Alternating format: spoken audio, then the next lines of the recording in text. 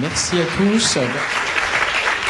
Merci, bienvenue à la Tour Eiffel. Nous sommes très heureux de vous accueillir parce que voilà, la Tour Eiffel, elle appartient. Beaucoup d'entre vous sont parisiens et on la voit souvent comme un objet pour les touristes.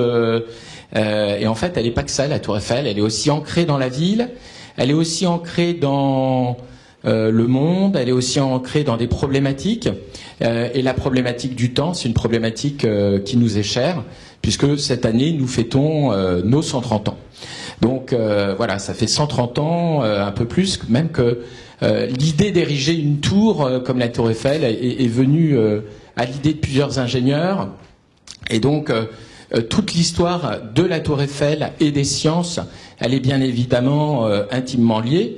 Il y a bien évidemment la construction de cette tour en 26 mois, ce qui est sans ordinateur, ce qui est une prouesse absolument énorme à l'époque, puisqu'il faut se replacer un siècle après la Révolution française, et donc il faut montrer bien évidemment ce qu'on sait faire de plus beau au niveau de la France.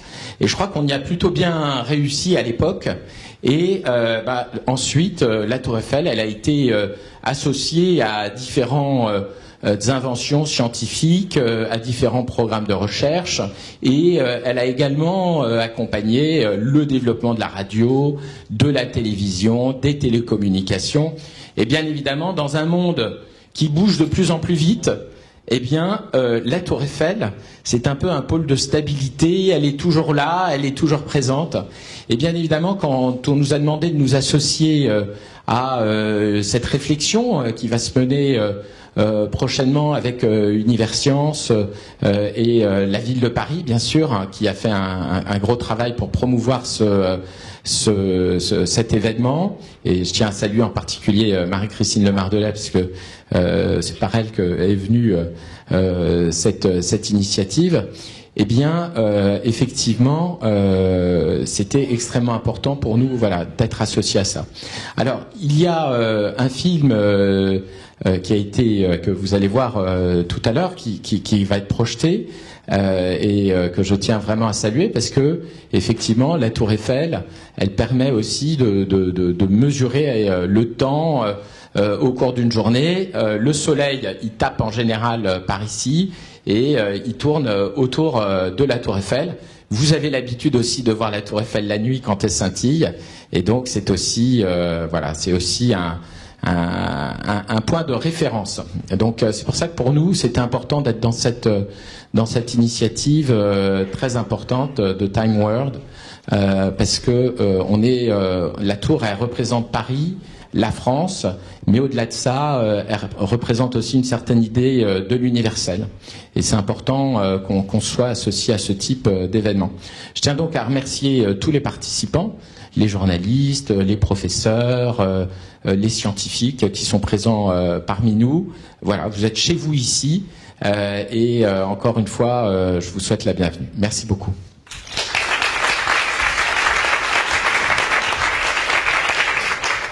Merci encore. Alors, très vite, comment va se dérouler la conférence? Nous allons vous diffuser tout de suite le film.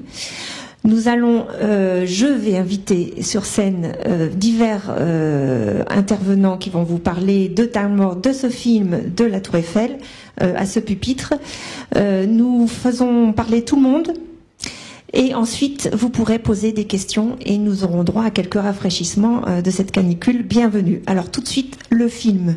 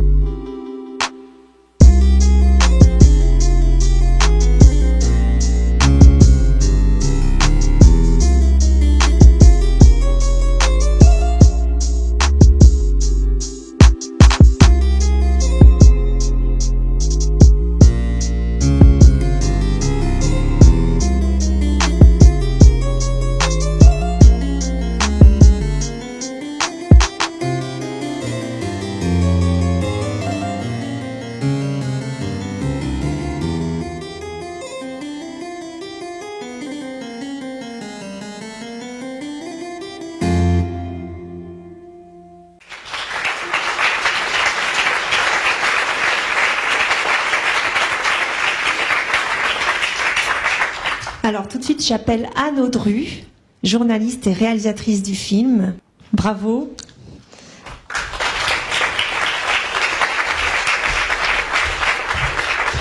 Bonjour à tous, merci beaucoup. J'espère que ça vous a plu.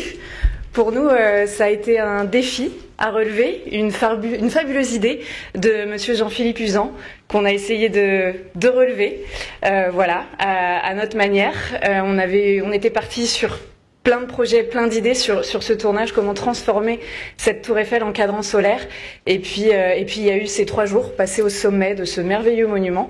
On a eu l'occasion, la chance de pouvoir voir cette ombre sous nos yeux se développer et puis la vie autour se faire aussi. Ça a été un développement personnel pour chacun d'entre nous qui avons travaillé là-dessus. Il y avait Rémi Lovera qui était là aussi, qui prend des photos en ce moment même, et Estelle Honora qui a donné aussi beaucoup de temps pour en arriver là, du temps. Il était très court pour réaliser ce projet, mais on en a eu... on a su l'exploiter, voilà, de la manière qu'il fallait pour en faire un projet à la fois artistique et puis un peu conceptuel et puis scientifique. On a réuni un maximum de choses, voilà, pour vous et pour vous présenter cette idée de Time World qui aura donc lieu en novembre 2019 et on espère que vous viendrez nombreux pour profiter de cet événement à la Cité des Sciences et de l'Industrie. Voilà, merci à tous, merci à la Tour Eiffel bien évidemment qui nous a permis de réaliser ce film, à la mairie de Paris qui nous a soutenus aussi pour en arriver là. Merci. Alors le temps en effet était très court, très compté, parce que vous avez commencé à tourner la semaine dernière, le jour du solstice d'été, le 21 juin. Le 21 juin, tout à fait. Ça a été quand même un timing assez incroyable de pouvoir en arriver là, entre le moment où on a eu cette idée et puis le moment où tout s'est débloqué, grâce notamment à la mairie de Paris, pour pouvoir tourner au sommet de la Tour Eiffel. Et donc le 21 juin, nous avons passé la journée au sommet de la Tour Eiffel pour cette première journée de tournage, sous un ciel bleu magnifique. Alors il fait pas très chaud là-haut, donc on n'a pas nous du tout souffert de la canicule qui commençait à ce moment-là, et c'était encore assez agréable. On vous voit avec des doudounes. Ouais. Ah, il faisait vraiment très froid puisqu'on est sur le pilier nord pour filmer, donc on est quasiment à l'ombre tout le temps, et le vent est vraiment très frais là-haut, très agréable. Alors si vous avez l'occasion de monter en ce moment, faut en profiter parce qu'il va faire meilleur là-haut. Mais du coup oui, ça a été des journées un petit peu où on a profité de la vue et où du coup on se baladait beaucoup pour profiter de chaque pilier et de chaque vue en fonction de la température. À un moment donné on avait froid, on allait se réchauffer, on avait chaud, on tournait avec le sens du temps finalement. On a tourné nous aussi autour de la Tour Eiffel tout en gérant ce tournage et en suivant cette ombre qui se déployait sous nos yeux. Merci. Merci à vous. C'est le quart d'heure scientifique.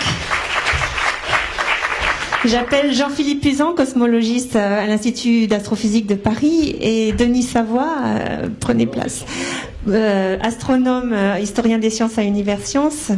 Alors, comment c'est venu cette idée de transformer la Tour Eiffel en gnomon ?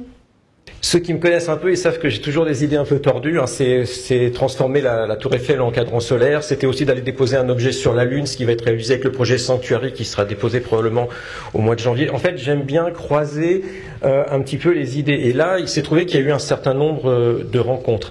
Et je vais essayer de vous dire pourquoi. Pour moi, c'est un geste important. Je vais essayer de vous rappeler quelques petits éléments d'histoire des sciences dans lequel notre ville, Paris, et un certain nombre de ces lieux ont joué un rôle, mais vraiment très important. Et peut-être que quand vous allez mettre ces éléments, il n'y a pas de logique en fait. C'est un ensemble de pièces de puzzle, et quand vous les voyez ensemble, vous dites mais oui, c'est ça qu'il faut faire. Et vous avez envie de le faire. Donc déjà, c'est un grand plaisir pour moi de vous voir ici aujourd'hui, en haut de la plus grande tour gnomonique du monde. Voilà, donc on peut déjà affirmer ça. Et il est clair, et je suis persuadé en fait que l'idée de transformer la Tour Eiffel en cadran solaire a traversé l'esprit de beaucoup de mes collègues ou même de passionnés d'astronomie. Et d'ailleurs, mon ami Denis Savoie a déjà participé à la réalisation du plus grand cadran solaire du monde, qui se trouve, est-ce que vous savez où ? Place de la Concorde, avec l'obélisque comme style.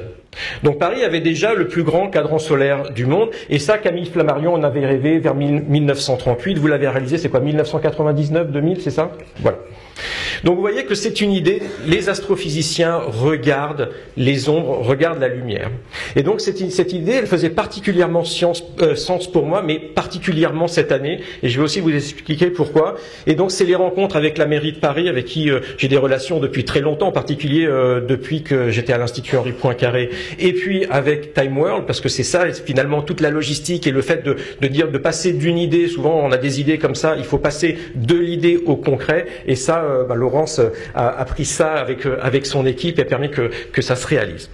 Alors, moi je suis physicien théoricien, je suis astrophysicien, je travaille à l'Institut d'astrophysique de Paris, et une des choses qu'on apprend en faisant de l'astrophysique, c'est que l'on a appris sur notre monde autant par les lumières que par les ombres. Et ça, pour moi, c'est vraiment quelque chose de très important. Et donc, la première intention dans ce cadran solaire, c'est de renouer avec les racines de notre discipline. Et puis, surtout, de rappeler quelques petits liens historiques entre la Tour Eiffel et l'astronomie. Et ça, je t'en laisserai en parler, Denis. Alors, l'importance des ombres. Je vais pas vous faire un cours sur l'importance des ombres, mais juste quelques exemples. C'est avec un gnomon, un petit bâton planté dans le sol, qu'Ératosthène est capable de mesurer la taille de notre planète. Il n'a pas besoin d'aller dans l'espace, il n'a pas besoin de faire le tour du monde. Ça, c'est environ 2 siècles avant notre ère. C'est en regardant l'ombre de la Terre sur la Lune, les phases de la Lune, l'occultation du Soleil par la Lune, qu'Aristarque de Samos est capable de comparer la taille relative de la Terre, du Soleil, de la Lune, de faire les premières estimations de la distance de la Lune, du Soleil, et de poser, vous voyez, juste par la pensée, en regardant les ombres, et de penser une question qui va hanter l'histoire de l'astronomie pendant 20 siècles, parce qu'il dit, pourquoi faire tourner la torche, le Soleil, autour de la mouche, nous, la Terre. Une fois qu'on est capable de regarder ces ombres avec tendresse, avec soin, on est capable de se dire ce n'est pas logique, le Soleil est beaucoup plus gros que la Terre, la Lune est plus petite que la Terre. Donc pourquoi est-ce que c'est le Soleil qui tourne autour de la Terre? Donc vous voyez, il y a simplement en regardant des ombres, on arrive déjà à aller très très loin. Et puis nous sommes dans l'année où nous fêtons le 50e anniversaire d'un homme sur la Lune, donc c'est l'année de la Lune. Rappelez-vous, le 10 janvier 1610. 10 janvier 1610, pour la première fois, Galilée pointe sa lunette vers la Lune et il observe des ombres à partir des petits points lumineux. À partir de ces ombres, il est capable de se rendre compte que sur la Lune, il y a des montagnes. Il est même capable, avec ces ombres, de mesurer la taille de ces montagnes. Alors, comme le dira Brecht dans sa pièce de théâtre sur Galilée, eh bien, ces ombres permettent d'ébranler 2000 ans d'astronomie. Donc, vous voyez, les ombres sont très dangereuses.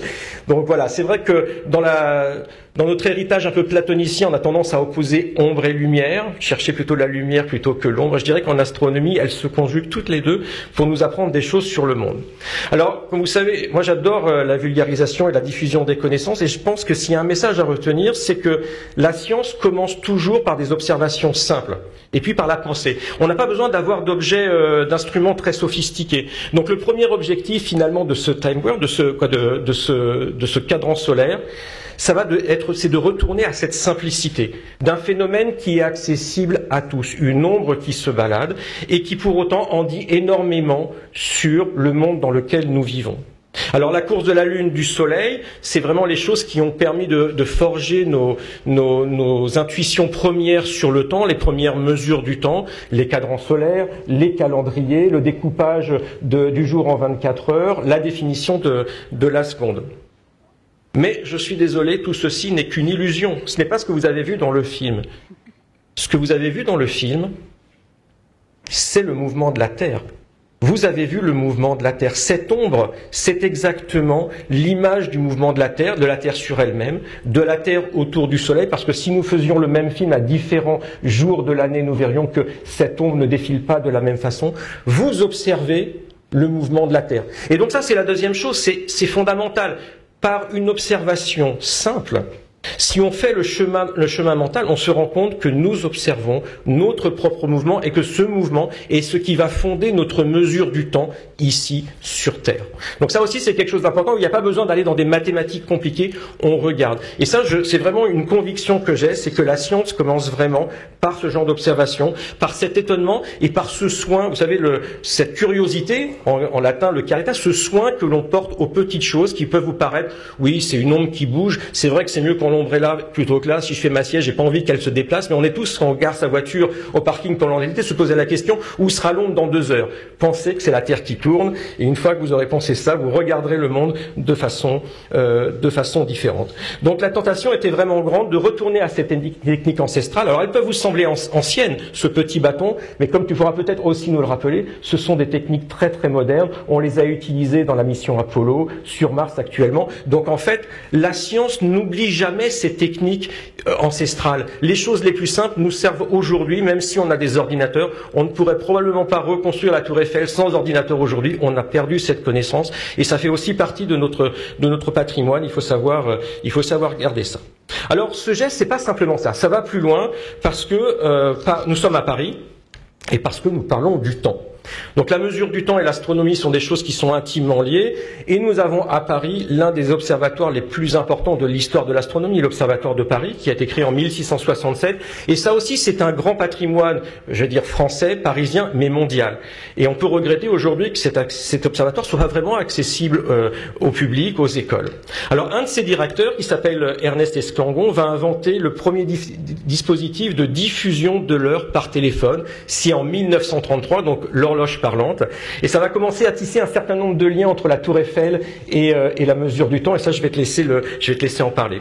Alors l'heure légale française, celle qui fait foi quand on donne un rendez-vous à quelqu'un, est fabriquée à l'Observatoire de Paris, et aujourd'hui elle est fabriquée avec les horloges atomiques les plus précises du monde qui se trouvent dans certaines caves de l'Observatoire de Paris. Si vous n'avez jamais visité ça, c'est un truc à faire. Alors le temps universel coordonné, lui, il est fabriqué non loin d'ici, au Bureau international des poids et mesures, à Sèvres, à peu près par là. Et là encore, le fait que ce bureau international se trouve proche de Paris nous rappelle un héritage important que nous héritons depuis la Révolution française. Ce bureau international des poids et mesures définit ce que c'est qu'un kilogramme, ce que c'est qu'un mètre, ce que c'est qu'une seconde, ce que c'est qu'un ampère. Sans ça, en fait, nous ne pourrions pas vivre, nous ne pourrions pas faire de science, pas faire de commerce. Alors cette seconde, qui a été définie par le Bureau international des poids et mesures, au départ était liée à l'astronomie, et en 1967, le 13 octobre 67, il va y avoir un divorce. On va séparer la définition du temps et l'astronomie, puisque la définition de la seconde va être basée sur une transition atomique dans un atome de césium-133. Alors ça, c'est pour des gains de précision, ça va poser d'autres problèmes. Il va falloir savoir comment sait-on que 2 montres marquent la même heure, comment synchroniser des montres, et pour ça, il faut invoquer Einstein, et je ne vais pas le faire ici, mais si vous avez des questions après, je pourrais vous expliquer comment on fait. Alors la seconde est alors au centre, en fait, on pourrait dire que la seconde donne la mesure de toute chose, et ça, c'est encore plus vrai depuis le 18 novembre 2018. Vous l'avez peut-être entendu, on a eu un très beau congrès international à Versailles, le congrès général des poids et mesures, et on a relié toutes les unités de mesure, le mètre qui était déjà relié à la seconde depuis 1983 en fixant la vitesse de la lumière, mais maintenant le kilogramme, l'ampère, tout est défini à partir d'une simple horloge. Une seule horloge. Donc le temps donne la mesure de toute chose. On pourrait même dire il faudrait être capable d'acheter 100 kilos de pommes de terre avec une horloge. C'est un défi de vulgarisation, j'y suis pas encore arrivé.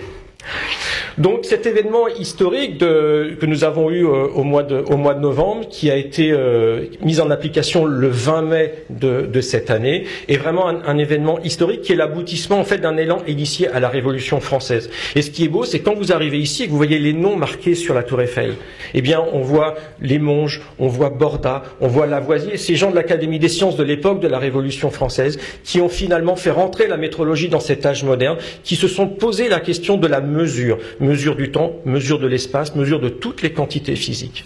Et parmi eux, on voit aussi Léon Foucault, et je vous ai dit, pensez que c'est la Terre qui tourne, et on peut imaginer l'émotion de Léon Foucault quand en 1850, il voit avec son petit pendule que ce n'est pas le pendule qui tourne, c'est la Terre qui tourne, le pendule est une sorte de point fixe dans l'univers, et nous tournons autour de ce pendule. Eh bien, on peut aussi imaginer notre Tour Eiffel comme un point fixe dans l'univers, et nous voyons notre Terre tourner en voyant son ombre se déplacer. Donc toute cette histoire est vraiment structurante. L'Observatoire de Paris, la communauté française y a joué un rôle très très important. Et donc ça, c'est un peu un troisième objectif de ce cadran solaire, c'est de rappeler ces liens historiques, de retourner en fait à cette tradition, et puis de raviver les liens entre Tour Eiffel et astronomie. Alors Paris avait le plus grand cadran solaire du monde, il a aujourd'hui le plus haut gnomon du monde. Je pourrais dire que si on voulait un slogan que la ville lumière devient ville horloge, hein, rappelez-vous, on a ces cadrans solaires et on a les horloges les plus précises du monde. Et ce geste permet vraiment de renouer un lien entre astronomie et physique atomique, entre le temps le plus précis du monde, celui de ces horloges, et le temps le plus ancestral, celui du mouvement de notre planète, qui va tisser vraiment un lien entre tradition et modernité. Et je crois que c'est ça aussi la science, c'est d'aller vers la modernité en se rappelant toujours la tradition, parce que on ne peut pas faire de science sans faire d'histoire des sciences.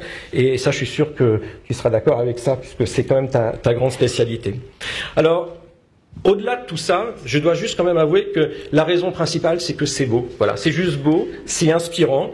Et c'est peut-être ça le point principal. Ce que je pense, c'est que si on n'a pas cette émotion-là, on ne va pas vers la science. C'est le jour où on a vu ça, où on comprend que c'est nous qui tournons, qu'on a finalement ces vertiges-là, qu'on va vers cette envie d'explication, vers cette envie de comprendre plus et de faire de la science. Et pour ça, ça dépasse toutes les technicités.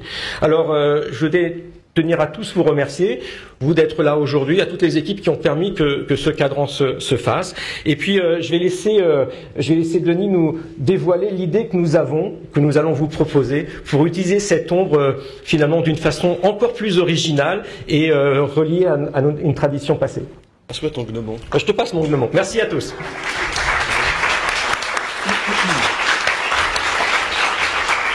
Donc, comme l'a dit Jean-Philippe et comme l'a très bien montré ce très beau film, la Tour Eiffel, c'est le plus grand gnomon. Donc, un gnomon, c'est ça, vous l'avez compris. C'est l'instrument rudimentaire avec lequel l'astronomie a commencé. C'est au moins babylonien. Ça a 2000 ans, et grâce à l'observation de l'ombre d'un simple bâton, eh bien les astronomes vont faire des découvertes fondamentales. La première, Jean-Philippe l'a parlé, c'est la mesure de la circonférence de la Terre. On va aussi exprimer les latitudes d'un lieu par l'ombre d'un gnomon. On va découvrir également la durée des saisons, équinoxe et solstice, à partir de l'ombre d'un gnomon. Et une version un peu plus améliorée des gnomons, vous les connaissez, c'est ce qu'on appelle les méridiennes. Et Paris a le plus grand monument astronomique en France, c'est la méridienne de l'église Saint-Sulpice, qui est une tache de lumière dans de l'ombre cette fois-ci. Donc au lieu que ça soit de l'ombre dans la lumière, et c'est grâce à cette méridienne au XVIIIe siècle que l'on va mettre en évidence un phénomène fondamental avec une simple ombre. C'est que l'inclinaison de l'axe de rotation de la Terre varie au fil du temps. Veritas filia temporis. La vérité est fille du temps. Cet adage de Kepler s'applique particulièrement bien à l'étude des gnomons. Alors, on se dit, gnomon aujourd'hui, c'est quand même un instrument d'astronomie totalement vétuste, contre-babylonien. Mais, rappelez-vous que les astronautes, dans les années 1970, ont tout orienté, tout leur matériel scientifique sur la Lune grâce à l'ombre d'un gnomon. Et comme l'a dit Jean-Philippe, la sonde martienne InSight qui s'est posée le 26 novembre sur Mars, il a fallu déterminer le nord géographique sur Mars. Mars est une planète dépourvue de champ magnétique, on a encore utilisé un gnomon. Donc l'ombre que vous avez vue dans le film, elle vous montre quoi? Jean-Philippe l'a dit, elle traduit à la fois le mouvement de rotation de la Terre sur elle-même et le mouvement de révolution de la Terre autour du Soleil. Cette ombre, en fait, depuis le 3e étage, vous la voyez décrire sur le sol une courbe. Cette courbe, c'est une hyperbole, et à midi solaire, lorsque le Soleil culmine vers le sud, l'ombre est la plus courte possible. Donc on pourrait utiliser cette ombre, et c'est la proposition qu'on voudrait faire à la mairie de Paris, car vous savez que la Tour Eiffel, ça existe toujours, monsieur le directeur, c'est grâce aux astronomes. Vous savez qu'il était question de la démolir, et le général Ferrier, qui est un précurseur dans la radiotélégraphie, initié par Camille Flammarion, qui fonde la Société astronomique de France, on lui dit, mais ça serait peut-être bien quand même d'utiliser la Tour Eiffel comme émetteur. Et donc au début du XXe siècle, on va tirer un câble entre l'Observatoire de Paris et la Tour Eiffel, et on va diffuser des tops horaires de l'observatoire sur une largeur d'à peu près 5000 km, ce qui va permettre de faire des bonds absolument stratosphériques en matière de mesure des longitudes. Et puis vous savez aussi que peu de temps après la construction de la Tour Eiffel, au premier étage, on va installer un canon qui indique le midi solaire moyen, d'où l'expression midi pétante. D'accord? Donc ça tirait tous les jours à midi, vous les Parisiens entendaient un gros boom, ce qui existait déjà un peu au XVIIIe siècle, au Palais Royal. Donc il y a une fonction horaire extrêmement forte avec la Tour Eiffel. Je crois que ce canon a fonctionné jusqu'à la veille de la Première Guerre mondiale. Donc inexorablement, les astronomes sont chez eux. Je suis étonné d'ailleurs que ce ne soit pas un astronome qui dirige la Tour Eiffel finalement. Donc il y a une fonction horaire absolument fondamentale. Et ce que je voudrais proposer à la mairie de Paris, qui est une fonction aussi de pédagogie, c'est d'utiliser l'ombre méridienne de la tour, donc un midi solaire, et les Parisiens pourraient venir voir le midi solaire de la Tour Eiffel tous les jours. Donc on la matérialise au sol. Alors l'ombre elle est très courte, elle fait à peu près 143 mètres. Vous avez vu que le sommet est un peu nébuleux, donc c'est pas toujours évident de bien le voir. En hiver ça mesure à peu près presque 1 kilomètre de long, donc il y a une grande variation. Mais on pourrait retrouver cette fonction horaire de la tour. C'est ce que montre très bien le film, ça va très très vite. En 1 minute, le sommet de l'ombre au solstice d'été se déplace d'à peu près 1,30 m. Donc en 10 minutes, vous avez presque 14 mètres. Donc ça va très très vite. Donc on court presque après l'ombre, hein, et je trouve que ce serait un beau retour en arrière d'utiliser pour le congrès Time World à la Cité des Sciences et de l'Industrie ce lien avec la Tour Eiffel, de retrouver un usage gnomonique en fait de la tour, et ça montre aussi au passage que le gnomon c'est un instrument d'avenir en sciences et en astronomie. Et je vous remercie.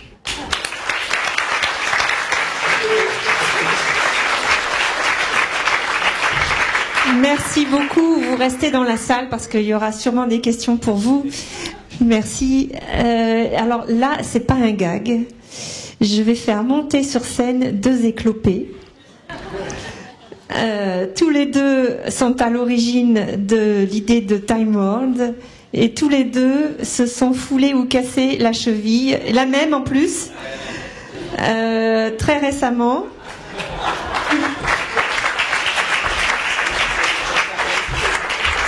C'est déjà un exploit.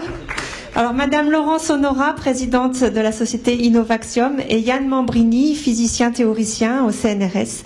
Je crois que Yann, oui, vous êtes à l'origine de cette idée folle d'organiser un congrès international sur le temps. C'est un grand mot, à l'origine. Racontez-nous ça.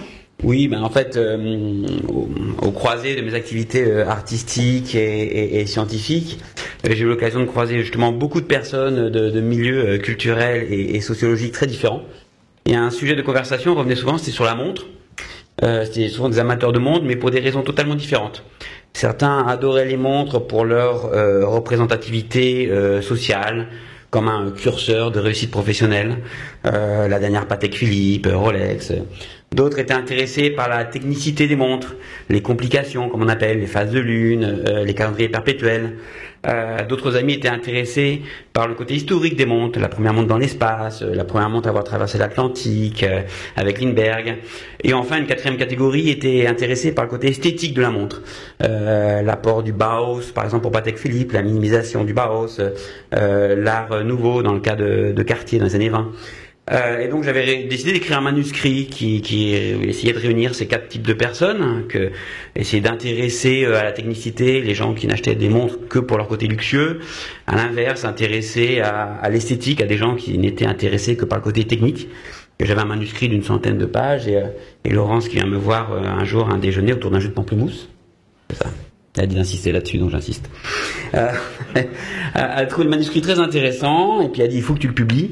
Alors elle a dit 2 choses. Un, il faut que tu publies, ce qui sera fait parce qu'il sortira sous forme de livre aux éditions Ellipse en septembre, donc histoire de temps, de la nature et de la mesure du temps, donc des Babyloniens jusqu'à l'orge atomique. Et deuxième chose, elle dit il faut qu'on organise une conférence internationale pour réunir tous ces passionnés du temps, à la fois sportifs, scientifiques, intellectuels, artistes, etc. Et c'est grâce à ça que le congrès a commencé. Et pour ceux qui me demandent quelle montre j'ai, c'est une montre de tranchée de 1911 d'un officier américain en Première Guerre mondiale. On appelle ça les montres de tranchée. C'est les premières montres poignet, 1911. Il fallait mettre au poignet pour charger, pour ordonner la charge. Et au bout d'un siècle, elle marche parfaitement bien. Ouais, je viens vous le dire. Merci bien.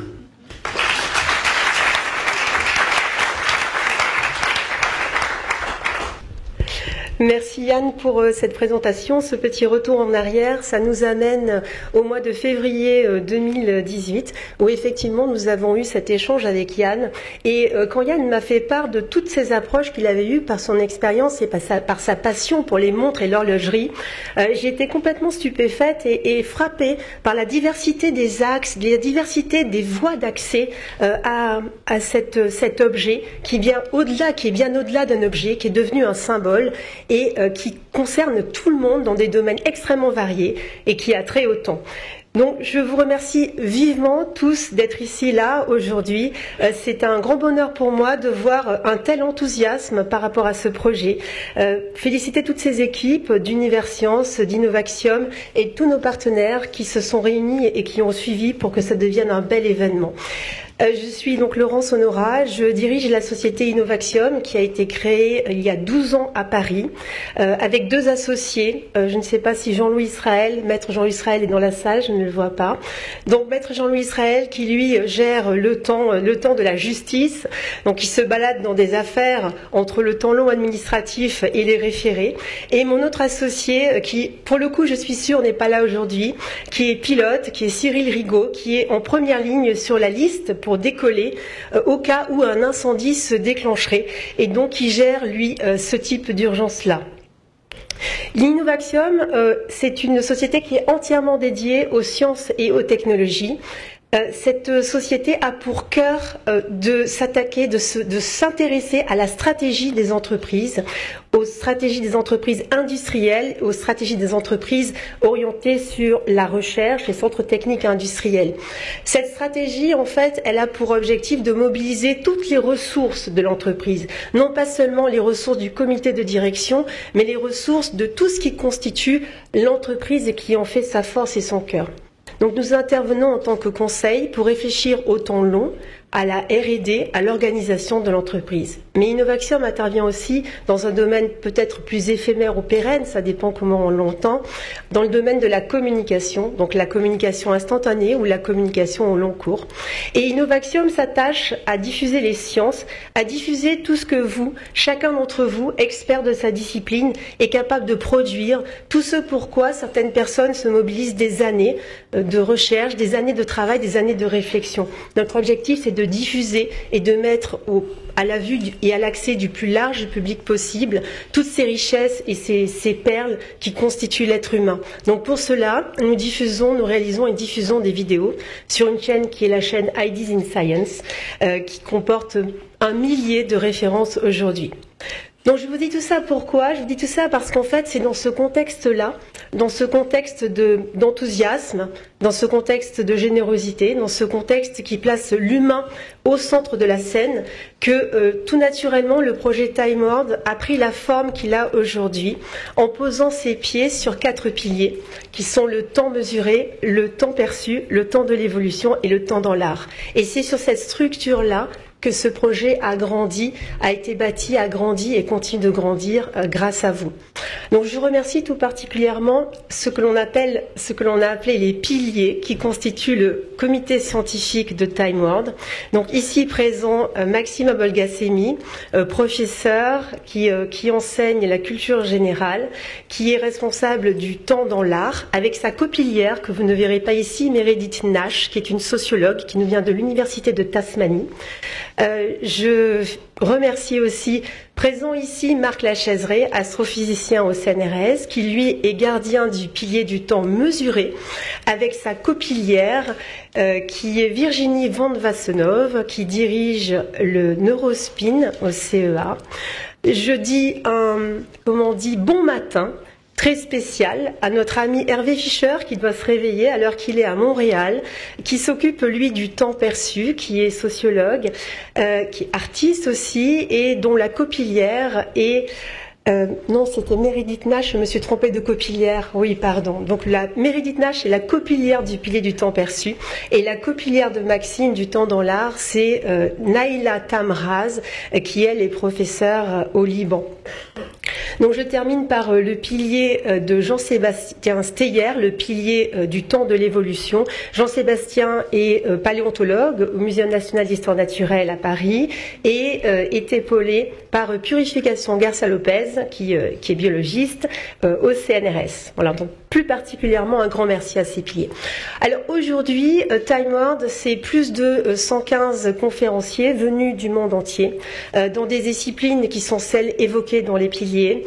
C'est seulement, je crois, 40% d'intervenants français et tout le reste nous viennent au-delà d'une petite partie de l'Europe et ensuite au-delà des frontières. Donc, Time World, c'est aussi des tables rondes, sont des tables rondes, 5 au total, dont une dont Jean-François Clairvoy, ici présent, astronaute à l'ESA, pourra vous parler plus particulièrement, qui est la table ronde des astronautes, qui réunit 9 astronautes extrêmement prestigieux, nous en sommes très fiers. La table ronde des horlogers, qui est plus particulièrement gérée par Natalia Signorini, la patronne de Timing Tempo, je ne sais pas si elle est dans la salle. La table ronde des étudiants, que dirige notre étudiant de centrale, ex-centralien Gauthier de Pambour, ici présent. La table ronde des sportifs de haut niveau, nous en avons 2 présents dans la salle, Marie et Théo, que vous pourrez avoir l'occasion de découvrir plus amplement tout à l'heure. Et enfin, la table ronde du numérique, dans laquelle nous aurons le plaisir d'accueillir des sociétés, plutôt des sociétés industrielles. Voilà, donc autour de ces tables rondes, évidemment, des débats, des discussions, elles seront animées par des journalistes. Nous aurons également en direct une émission de la conversation scientifique par Étienne Klein et France Culture. Je peux vous parler aussi d'une Time Workshop, qui sera une boutique éphémère, qui regroupera des ouvrages sur le temps et dans laquelle vous pourrez avoir le plaisir de faire dédicacer des ouvrages par nos auteurs qui seront en général conférenciers intervenants. Également, nous mettons en place un jeu concours qui s'appelle le Time World Art et le Time World Poster. Ce jeu concours invite les étudiants et ceux qui ne le sont pas à faire part de leur avis sur le temps de leurs travaux de recherche. Voilà, je pourrais vous parler évidemment extrêmement longtemps de Time World. Dans tous les cas, je peux vous dire en résumé que Time World, c'est une façon de mettre en avant, de valoriser les intelligences connectées et que c'est la vocation de Time World de faire participer tout le monde, de mettre l'humain au centre des cogitations et de pouvoir avoir des réflexions les plus fructueuses possibles, mettant en œuvre des sensibilités, des expertises et des cultures variées pour arriver à faire avancer la science et pour arriver à faire avancer la vie. Je vous remercie. Merci beaucoup et faites attention à vous en redescendant. Je ne voudrais pas être responsable d'une 3e fracture. Et j'appelle maintenant au pupitre Monsieur Antonio Gomez da Costa, qui est directeur de la médiation scientifique et de l'éducation à Universcience. Alors, qu'est-ce que ça va nous apporter, ce congrès Time World, et pourquoi Universcience a décidé de coproduire ce congrès? Alors, bonjour à tous. Oui, c'est la question qu'on m'a posée au début, c'est pourquoi est-ce qu'on accueille cet événement à Universcience. Alors, après tout ce qui vient d'être dit et expliqué, je trouve que la réponse est, ça serait étrange que cet événement n'aurait pas lieu à Universcience. En effet, comme je crois que vous le savez, Universcience rassemble 2 lieux de communication scientifique et de culture scientifique, donc le Palais de la Découverte, dans l'ensemble du Grand Palais aux Champs-Élysées, et la Cité des sciences et de l'industrie dans le parc de la Villette. Tous les ans, on reçoit à peu près 3 millions de visiteurs dans les 2 sites. Et c'est là où je crois que c'est la chose qu'il faut vraiment mettre en évidence, c'est qu'on ne regarde pas nos visiteurs comme vraiment des visiteurs. Ce sont des personnes qui les visitent, oui, qui passent, mais qui sont des acteurs aussi dans l'innovation. On veut qu'ils soient des acteurs dans l'innovation et dans la science et dans la technologie. Donc, ça nous dit tout simplement une chose, c'est difficile à trouver une thématique qui pourrait être utilisée d'une façon aussi importante comme le temps, comme une thématique pour proposer à toutes les personnes qui passent chez nous. C'est en effet une thématique qui nous dit beaucoup à tous d'une façon très personnelle, et c'est une thématique qui a un lien avec toutes les sciences, tous les champs des sciences, avec les sciences sociales, avec l'histoire des sciences comme on a vu, et bien sûr avec un potentiel d'éducation et de parler aux plus jeunes qui est très fort et très intéressant. Mais surtout, Dans la communication scientifique, il y a surtout une chose qui est essentielle de faire dans le temps présent, dans la société contemporaine, c'est de mettre bien sûr la science dans un contexte plus large où on fait toute l'interaction entre les scientifiques, les chercheurs des différentes thématiques scientifiques, aussi avec des artistes, avec des historiens, avec des architectes, avec tous les champs, avec des ingénieurs, avec tous les champs de la société. Et donc c'est ce mélange, cette interaction qui est à la puissance de vraiment produire de l'innovation et de déclencher, voire des vocations pour travailler dans tous ces domaines. Donc on considère que Time World pour nous, c'est vraiment un point de départ. Ça sera une provocation à faire plus de choses après. Donc c'est pas quelque chose qui est limité dans le temps, ça serait dommage avec un thème comme ça. C'est quelque chose qu'on veut continuer après, une démarche qu'on proposera à toutes les personnes qui passeront par l'univers science. Merci.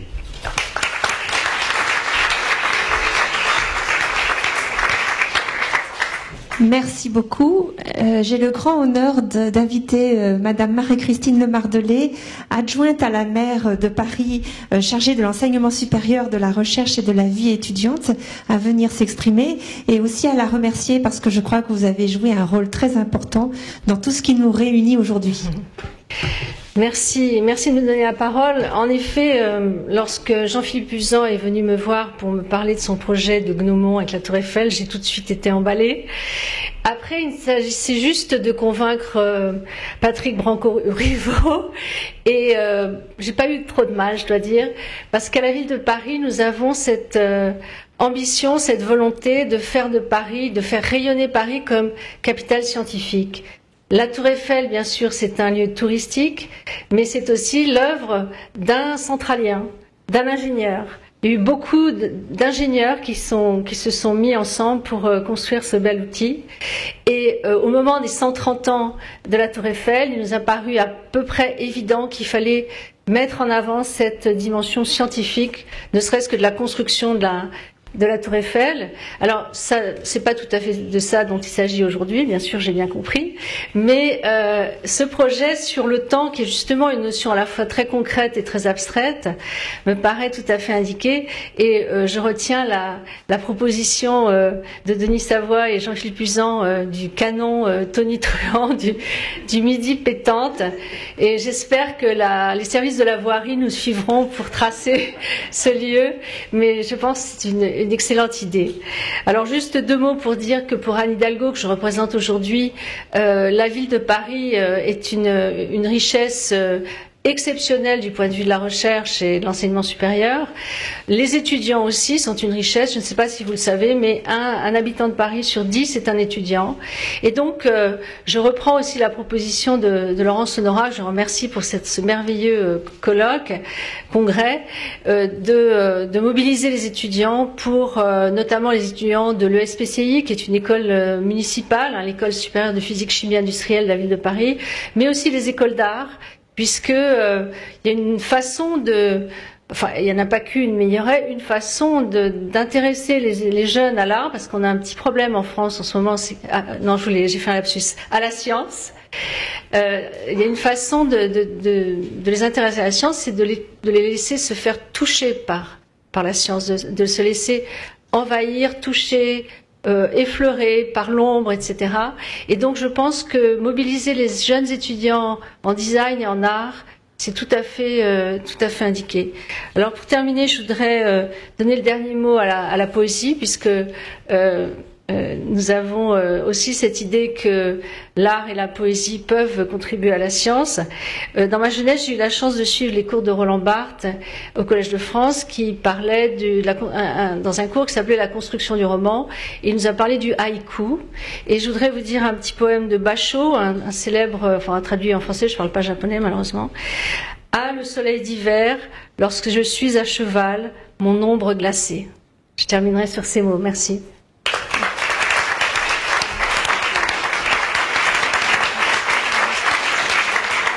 Magnifique, merci.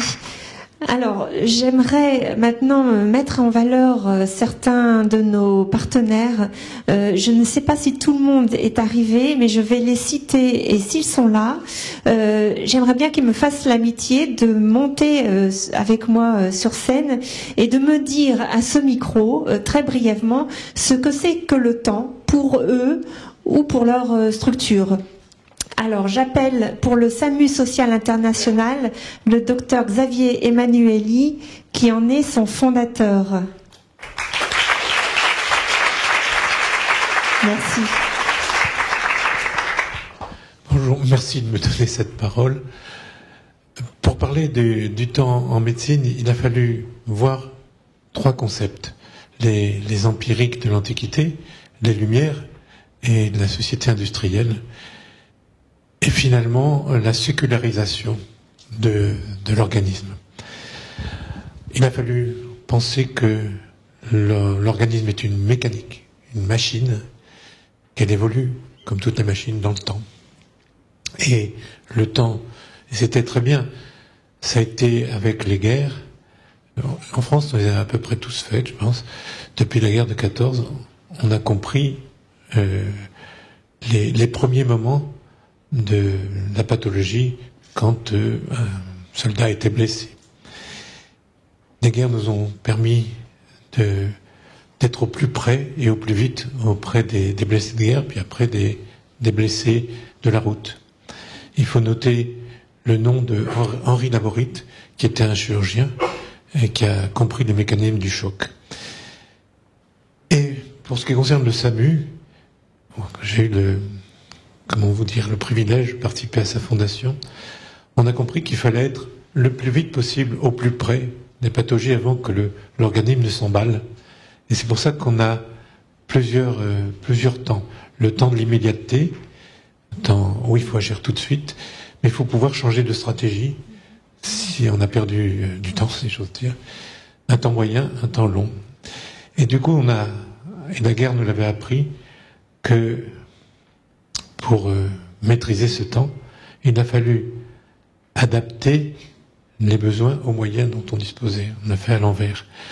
Et ça a marché. Du coup, on voit l'urgence absolue, l'urgence des premières minutes, l'urgence immédiate, puis on a aussi l'urgence retardée à 3 heures. Vous avez l'urgence plus longue et l'urgence dépassée où c'est plus une urgence, il n'y a plus rien à faire. Donc vous voyez, on a découpé l'intervention médicale et ça a été très efficace. Ça a donné la réanimation. Malheureusement, je peux le regretter, les hommes ne sont pas que des mécaniques, que des machines. Et on a organisé tout notre système médical sur l'immédiateté, sur le temps. Et ça a donné la révolte des urgentistes que vous voyez actuellement, parce que tout est traité sur le mode de l'urgence, le médical, le social, le psychiatrique. Et une très bonne idée, très efficace, montre son impasse, parce que les hommes vivent sur un temps différent de l'actualité. Merci. Merci.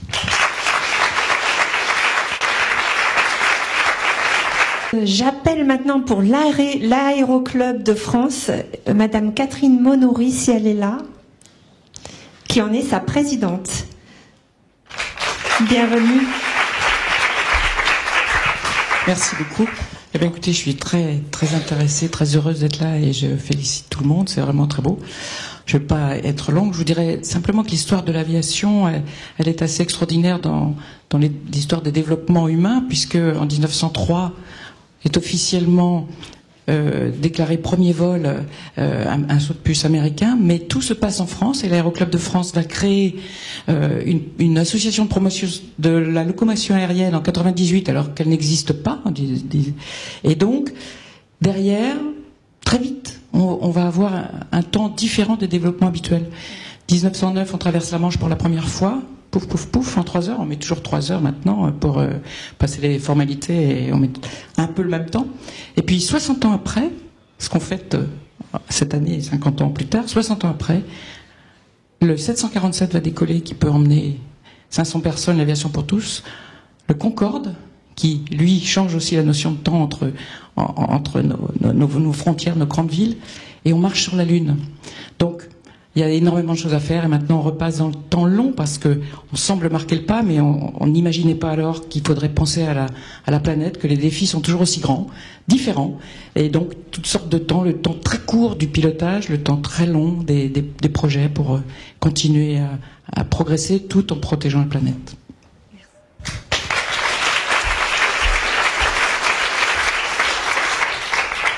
Pour le Muséum national d'histoire naturelle, j'appelle Monsieur Bruno David, qui en est son président. Bienvenue. Merci beaucoup. Alors, la notion de temps au muséum. Alors d'abord, quand Laurence Honorat m'a contacté, on n'avait pas le temps.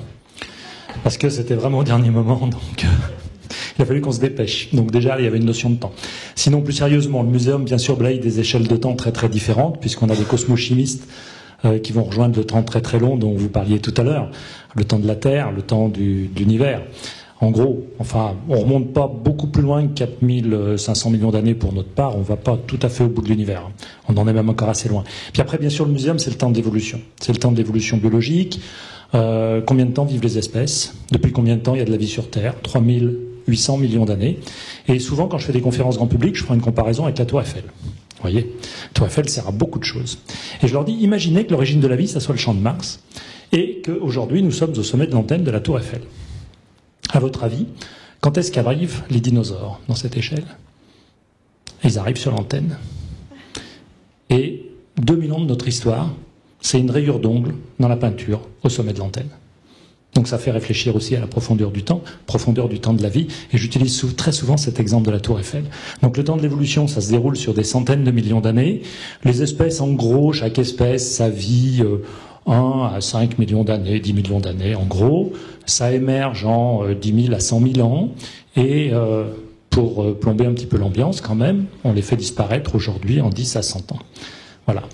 Donc tout ce temps, c'est différent. On a un temps de l'évolution, un temps de la Terre, un temps de l'évolution, un temps de l'écologie qui n'est pas celui de l'évolution, qui est un petit peu plus rapide, et puis on a un temps de l'homme aujourd'hui, avec y compris toutes les pressions qu'il peut exercer sur la planète. Tous ces temps s'emboîtent, bien sûr, on le sait que tous ces temps s'emboîtent, on sait que ces temps sont plus ou moins élastiques, on les ressent aussi de manière différente, et c'est avec ça qu'il faut jouer, et je trouve que cette initiative Time World est absolument merveilleuse. Je suis ravi que le muséum y soit associé. Merci beaucoup.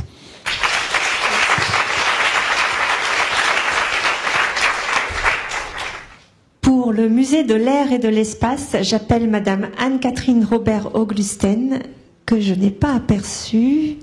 Non, elle n'est pas arrivée. En tout cas, on la remercie d'être partenaire.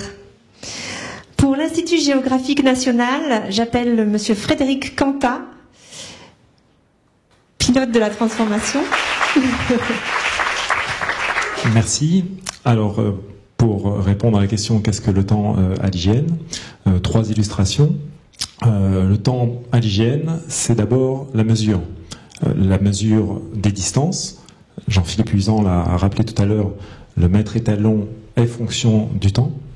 La mesure de la forme de la Terre, cette science, la géodésie, cette science qui sert au départ à tracer les cartes, et pour laquelle l'hygiène est un expert reconnu mondialement, notamment à travers la gestion du système international terrestre de référence. Olivier Jamet, chercheur à l'hygiène, aura l'occasion d'en parler à Time World et d'expliquer comment le temps des satellites de positionnement permet de mesurer la forme de la Terre qui change en permanence. Le temps à l'hygiène, c'est aussi le temps qui passe, qui façonne le territoire, sous l'action des éléments naturels ou de la main de l'homme.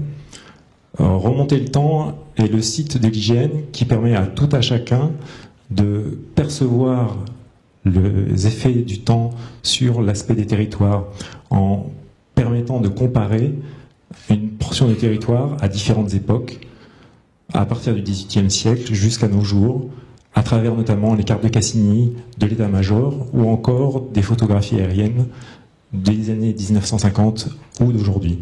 Vous avez d'ailleurs au fond de la salle quelques illustrations, et je vous recommande de tenter l'expérience avec les lunettes anaglyphes pour faire comme si vous survoliez le sommet de la Tour Eiffel avec une vue en 3D. Le temps, enfin, pour l'IGN, c'est encore le projet Time Machine, dont l'IGN est fondateur. C'est un projet de recherche et d'innovation qui a l'ambition de bâtir et d'analyser le big data du passé pour mieux comprendre le futur à l'échelle européenne. Frédéric Kaplan, qui est notamment titulaire de la chaire en humanité numérique à l'École polytechnique fédérale de Lausanne, aura l'occasion d'intervenir à Time World, et il est le coordinateur du projet Time Machine. Voilà.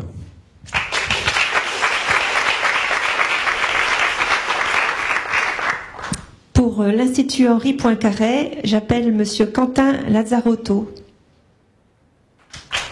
qui est vidéaste. Merci. J'ai la lourde tâche de représenter notre directrice Sylvie Benzoni, qui est mathématicienne. L'IHP, c'est une maison qui accueille les mathématiciens et les physiciens théoriciens du monde entier. C'est un peu comme une auberge espagnole des mathématiques. Et alors, les mathématiques et le temps, c'est vrai qu'il y a assez peu de domaines mathématiques qui font intervenir le paramètre temps. Je pense que vous verrez ce que je veux dire quand on dit qu'un mathématicien est un peu hors du temps. Mais il est un domaine où, bien sûr, le paramètre temps est fondamental. C'est le domaine des systèmes dynamiques. Et un des systèmes dynamiques dans lequel nous sommes tous, c'est le système solaire. Et donc, je vais faire un petit rappel, et je vais me mettre dans la lignée de Jean-Philippe et Denis Savoie. La recherche mathématique autour de l'évolution du système solaire, c'est-à-dire prédire son avenir et puis comprendre son passé, ça a été et c'est toujours un domaine d'étude fondamental et extrêmement fécond. Et il y a un personnage, un mathématicien, qui s'appelait Laplace, Pierre Simon, dont le nom est sur cette tour Eiffel, si vous regardez sur les petits noms sur les côtés. Et lui, il a fait une expérience de pensée à cette époque très déterministe, et il a fondé l'idée du démon de Laplace, dont je vais vous donner la définition. Donc ce serait une intelligence qui connaîtrait toutes les forces de l'univers et qui pourrait regrouper en une seule formule, la prédiction de la position de tous les plus grands astres de l'univers et de ses plus petits atomes. Rien ne lui est incertain. Le futur, l'avenir ou le passé est pour elle le présent. Voilà, je vous laisse méditer. Bien sûr, beaucoup d'autres chercheurs sont venus après et ont montré que l'évolution du système était beaucoup plus chaotique qu'on le pensait et que de toutes petites différences au tout début du système pouvaient provoquer des cataclysmes gigantesques dans le futur. Et donc, on laisse maintenant le temps s'écouler chaotiquement, mais tranquillement. L'IHP, l'Institut, est engagé dans des actions de diffusion des connaissances. C'est là que moi j'interviens à travers des films et un ciné-club. Et c'est ce ciné-club qui nous lie avec Time World, puisque avec Isabelle ici présente qui parlera tout à l'heure, nous allons organiser une semaine cinématographique autour du temps et vous présenter des films sur le temps. C'est organisé par CIP, dont Isabelle parlera tout à l'heure. Donc vous verrez, ça n'a rien de chaotique.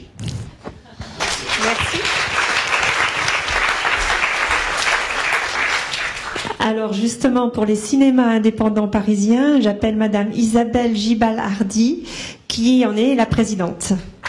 Merci. Merci beaucoup.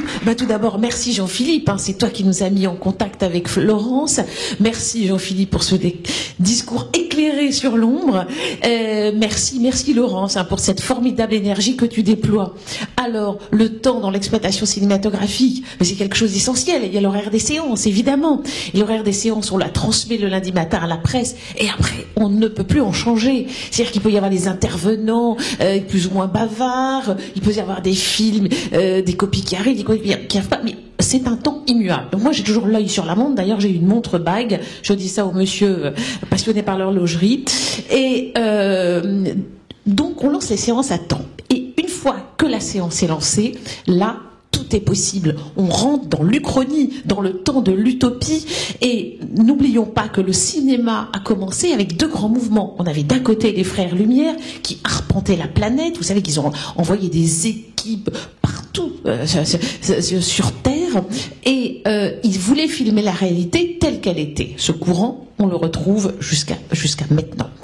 Et à côté de ça, il y avait Méliès. Et lui, Méliès, il disait, ah non, mais la réalité, non, je veux pas la voir, je la réinvente. Et il a construit, comme vous le savez, à Montreuil, dans un hangar, un studio qui n'avait rien à envier à nos studios contemporains. C'était le roi de la magie du trucage. Et son premier film, évidemment, c'était Le Voyage dans la Lune. Jean-Philippe, déjà la Lune. Et c'était donc de la science-fiction. Donc dès le départ, la fiction a été la science-fiction. Et la science-fiction, qu'est-ce que c'est? C'est vraiment c'est la science de tordre le temps, de l'inventer, de passer d'un temps à l'autre, d'inventer des fissures dans l'espace-temps. Et c'est ce que nous allons vous montrer pendant une semaine, lors de cette semaine qui va donc être programmée par Quentin de l'IHP, Quentin qui vient de parler. Donc Quentin va organiser une série de projections, débats dans nos cinémas indépendants parisiens. Je suis ravie d'ailleurs de vous présenter Marion, déléguée générale de Cinéma Indépendant Parisien. Pendant une semaine, vous allez avoir les 7 soirs de la semaine cinématographique, une projection débat dans une de nos salles. Et la journée, vous aurez des projections pour le jeune public et les scolaires. Et on va partir de Time Machine. Nous aussi, nous avons une Time Machine dans le cinéma. On va partir de la machine à remonter le temps jusqu'à Interstellar, en passant par Chérie, je me sens rajeunir, et l'année dernière à Brian Bad, pour n'en citer que quelques-uns. Voilà. Merci beaucoup. Ça nous met l'eau à la bouche. Pour la société Nova Quark, j'appelle Monsieur Benoît Potier, son directeur général. Merci. Bonjour à tous. Je suis là pour vous parler du temps dans le jeu vidéo. Habituellement, dans le jeu vidéo, les gens, les joueurs ou les groupes de joueurs vont démarrer des parties et vont chacun créer leur temps. On peut même l'arrêter à un moment pour faire une sauvegarde. Et en fait, on a pris une approche différente chez Nova Quark. Donc, on crée Dual Universe, qui est un monde parallèle, un peu, si on est un petit peu négatif à la Matrix ou à la Ready Player One. C'est un monde dans lequel on a un temps différent parce c'est un monde unique qui est en fait partagé par tout le monde. Et c'est un monde aussi qui est persistant. Donc en fait, les joueurs vont dans ce monde créer leur propre histoire avec des outils qu'on leur met. Ils vont créer le monde. Ils peuvent faire de la construction, de la politique, des combats, etc. Et le monde ne s'arrête jamais. Si les joueurs rentrent chez eux, arrêtent de jouer, le monde continue et l'histoire continue. C'est une différence par rapport à des jeux classiques. Ce qu'on peut dire aussi sur l'écoulement du temps dans le jeu vidéo, c'est qu'il y a une perception du temps qui est différente. Par exemple, sur des durées de trajet qui vont durer 20 minutes dans un jeu vidéo, on va trouver ça très très long. C'est pour ça, par exemple, que nous, on va gérer aussi des aspects physiques. On a un cycle jour-nuit, on l'a réduit à 5 heures pour que les gens se rendent compte qu'il est là, quoi. Voilà en quelques mots. Merci beaucoup. Pour la société du moteur de recherche Quant, j'appelle Monsieur Philippe Michaeli, son directeur de développement. S'il est là, non. Non, je ne le vois pas. Et pour Parrot, j'appelle Monsieur Martin Linet, directeur marketing. Non plus. Bon. Ouais, voilà. Donc, il y aura d'autres partenaires, mais on voulait du coup vous permettre de poser des questions si vous le souhaitez. Maintenant, c'est le temps des questions. Et je vous propose de le faire éventuellement, à moins qu'il y ait tout de suite une question là précise. Sinon, on peut se mettre devant des rafraîchissements avec ce climat. On a un peu chaud et les rafraîchissements se trouvent derrière ce rideau. Merci en tout cas de votre attention et à très bientôt.